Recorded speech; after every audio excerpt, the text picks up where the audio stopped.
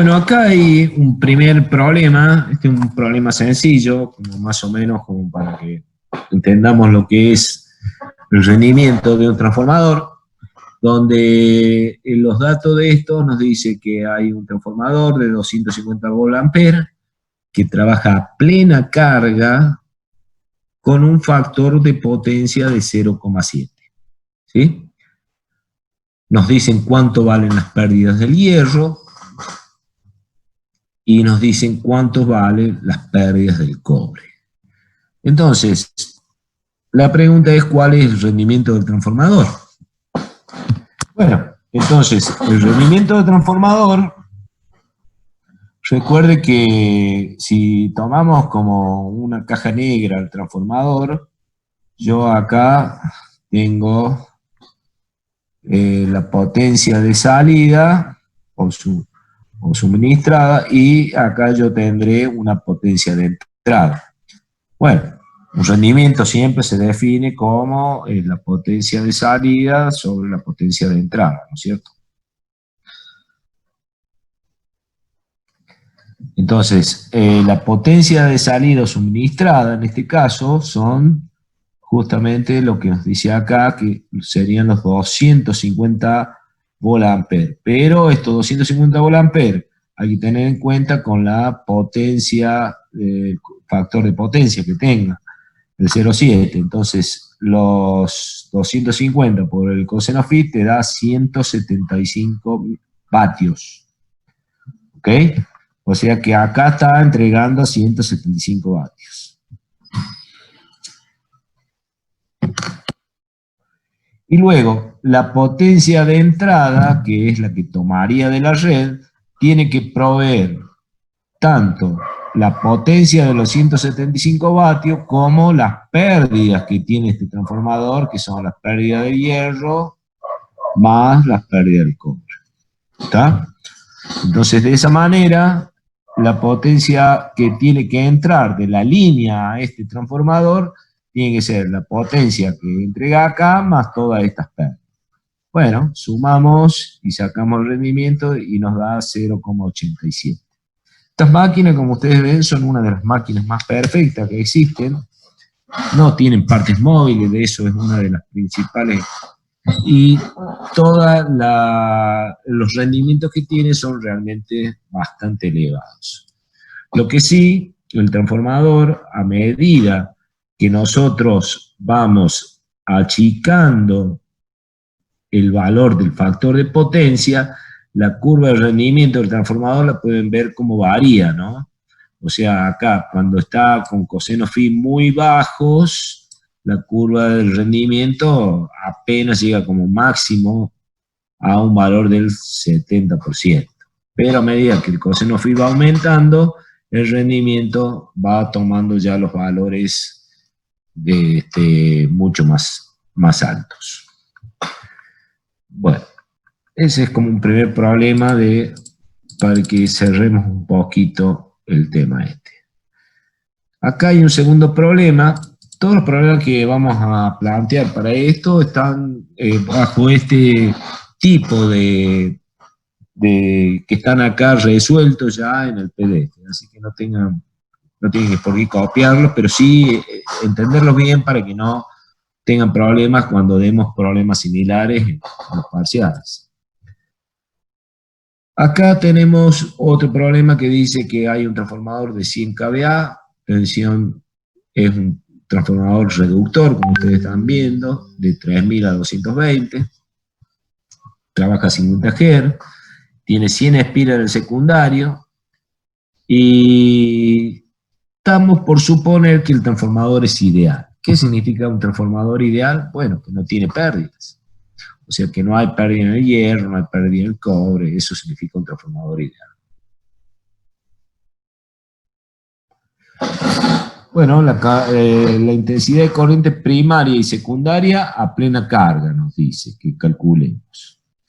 ¿Cómo sacan la corriente primaria y secundaria a plena carga? Y bueno, tenemos la potencia del transformador, tenemos la tensión primaria, despejamos la corriente primaria.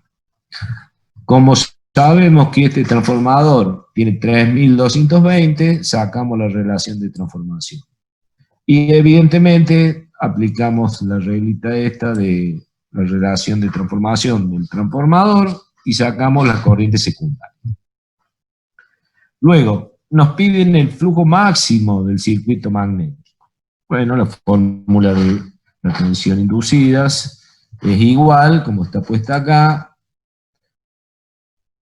con el 444 y por 10 a la menos 8 para que esto te dé Maxwell. Se calcula el flujo máximo que podemos tener ahí en este transformador. Y por último, el número de espiras primario también lo sacan de la relación de transformación. Esto es un poquito para que veamos qué tipo, usar las relaciones de transformación y hacer, o sea, esto es un transformador ideal. Oh. Bueno, otro problema. Vamos al problema número 3. El problema número 3 dice, un transformador 380-220 tiene una corriente de vacío de 4 amperes. Este problema es más lindo, ya un poquito más elaborado. Entonces, tiene estos 4 amperes. ¿Quiénes son estos 4 amperes? La I0. ¿Ok? La I0. Tiene un factor de potencia, o sea, está hablando de este ángulo, ¿no? Este ángulo tiene un factor de potencia que si le hacen el coseno, el arco coseno phi, me da justamente 81,37 grados. 81,37. Entonces, con ese ángulo y conociendo la I0, yo puedo sacar la I0 mu y la I0 omega, o la que llamábamos recién la I de hierro y la I sub mu. ¿Recuerdan? Entonces, dice, calcular las pérdidas en el hierro. Nos dice, bueno, la corriente magnetizante, ¿cómo la saca? Y bueno, tenemos la corriente, sacamos las corrientes I0 omega y I0 mu. La I0 omega la sacamos con el coseno, porque es la proyección de la I0 sobre el eje de las tensiones, y la I0 mu la sacamos por la diferencia por Pitágoras, ¿cierto?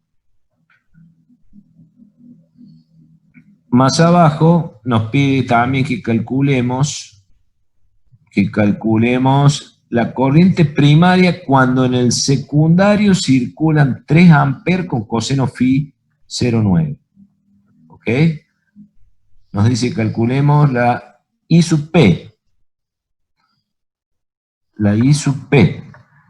Cuando circulan 3 amperes y coseno phi 0,9. Bueno, ¿cómo vamos a ver esto?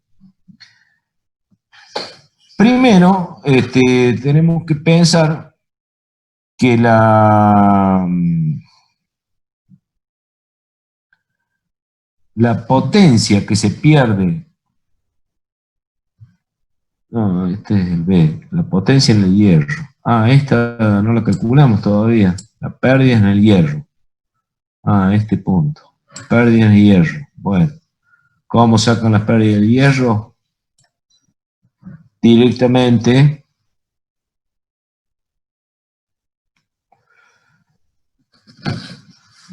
esto está bien. ¿Qué les parece a ustedes? ¿Está bien esta pérdida de hierro? ¿Por qué? Nosotros recordemos cómo es el circuito de nuestro transformador. En vacío. Porque estamos hablando de la pérdida de hierro, se saca con el ensayo de vacío. Acá estaba la R sub P, acá, este era mi transformador, acá tenía aplicada la U sub P. ¿No es otra la corriente? ¿Cómo? ¿Que no se calcula con la otra corriente? Exactamente. Eso es lo que le quería decir, eso está mal. Acá tiene que estar la I sub F y acá está la I sub mu. Y la potencia que se desarrolla acá va a representar justamente las pérdidas en el hierro por calor. Y en el diagrama vectorial tenemos que usar justamente la corriente esta, ¿verdad? Que es justamente esta que está acá. Y es la que pasa por acá. Entonces, esto está mal. Entonces acá tienen que colocar la I, corrijan después de eso, es la I0 omega. I0 omega. Entonces esto no está bien. Entonces acá directamente tienen que colocar la 0,6 multiplicado por la tensión U sub P. ¿Ok? Bien, ya hemos descubierto que hay un error también. Y acá, con los valores que teníamos, dijimos que sacábamos la relación de tensión, que era fácil eso. Ahora vayamos a esto que estábamos pensando recién hacer. Dice, ¿cuánto vale la I sub P cuando en el secundario circulan 3 amperes con un coseno phi 0,9? Para entender eso, vamos a tener que primero dibujar un poquito entonces el gráfico vectorial cuando el transformador estaba en carga. Lo voy a hacer acá, a ver dónde, acá lo voy a hacer. Acá. Trazo un par de ejes, así, así. Acá estaba phi, acá estaba la tensión U sub P, acá estaba la E sub P, y acá estaba, supongamos, la corriente, voy a dibujar una corriente en atraso, ¿no es cierto?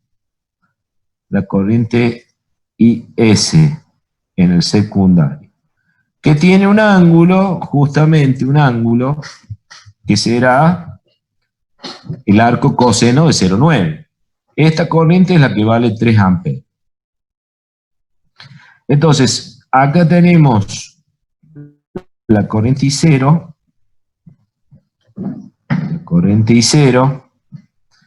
y después la corriente primaria va a ser una corriente que sería el parámetro de la corriente secundaria reflejado al primario, que sería justamente en el diagrama vectorial esta I'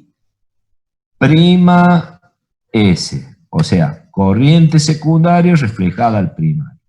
Entonces, la suma de las dos corrientes, de la I0 más la I' S, es la que a mí me da la corriente IP. ¿Está bien? Estamos bien ahí, ¿no? Por lo tanto, la IP, como dice acá abajo, es la suma vectorial, fíjense que son vectores de esas dos corrientes. Entonces, vamos a calcular primero, bueno, acá está el ángulo calculado, este es el ángulo de 25,84. Recuerden que en el diagrama vectorial, el ángulo que tiene este ángulo que está acá, se mantiene con el mismo ángulo de la pendiente de esta, ¿no? O sea que ese ángulo que está acá es justamente los 25 grados, esto que dice acá, 25,84. ¿Está bien? Porque cuando vimos que como se reflejaban los ángulos, recuerden que cuando veíamos reducción de un lado primario hacia el secundario, vimos que los ángulos no se cambiaba. Y ni los ángulos ni las potencias, pero sí las tensiones y las corrientes. O sea que esta había que dividirla por la relación de transformación, a esta y ese. Entonces, calculamos la IS por el coseno de 25, que estaría acá abajo, es una componente, acá vamos a colocar los 25 para que no nos perdamos, esto será 25. Entonces vamos a descomponer prácticamente esta en dos corrientes, una así y otra que estaría acá así. Entonces, este valor IS por el coseno de 25 me da 2,7, o sea que esta daría 2,7.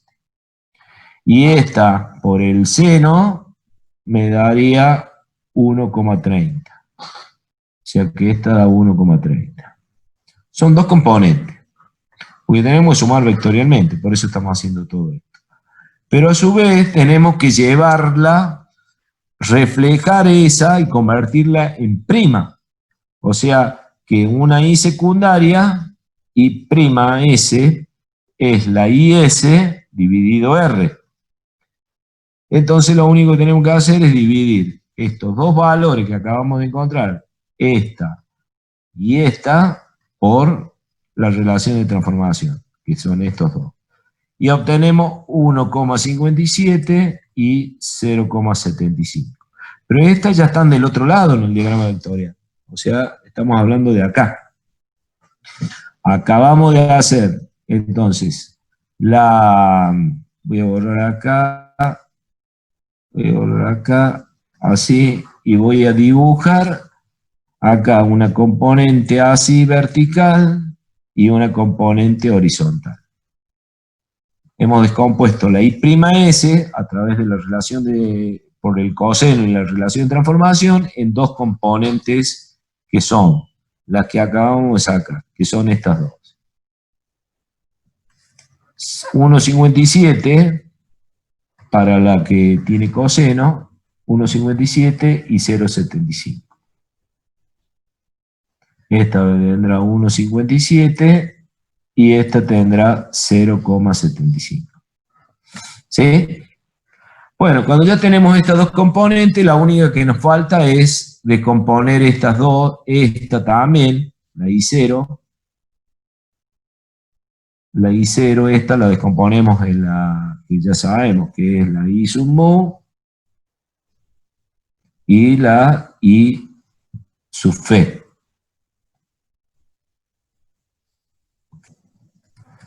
Bueno, medio complicado el gráfico. Y cuando ya la tenemos, que ya la calculamos a esa, ¿no es cierto? Que son las corrientes que calculamos, creo, acá arriba. Acá.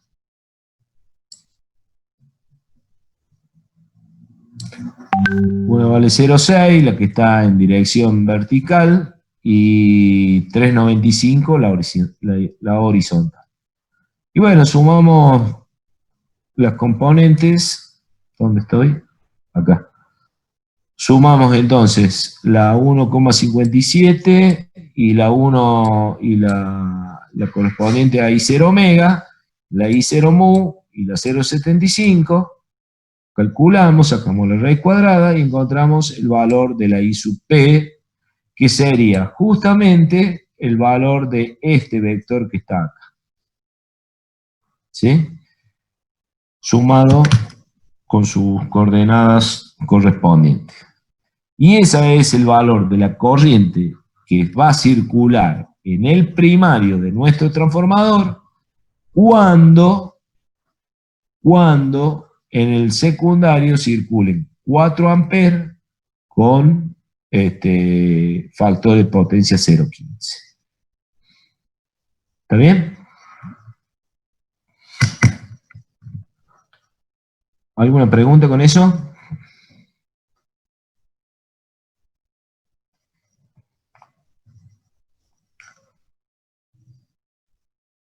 Bueno. Bueno, yo voy a dejar acá para que ustedes traten de ver el último problema, así más o menos traten de estar resuelto también, pero traten de entender en base a todo lo que nosotros estuvimos diciendo. La única diferencia que hay con el problema este, que es el último que quiero que vean, es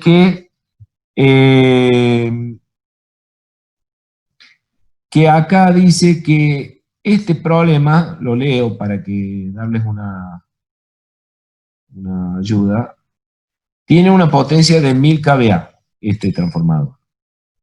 Y tiene estas tensiones y estas tensiones, primario y secundario. Y es sometido, fíjense, esta es la parte importante, es sometido a un ensayo de vacío y cortocircuito por el lado de baja tensión.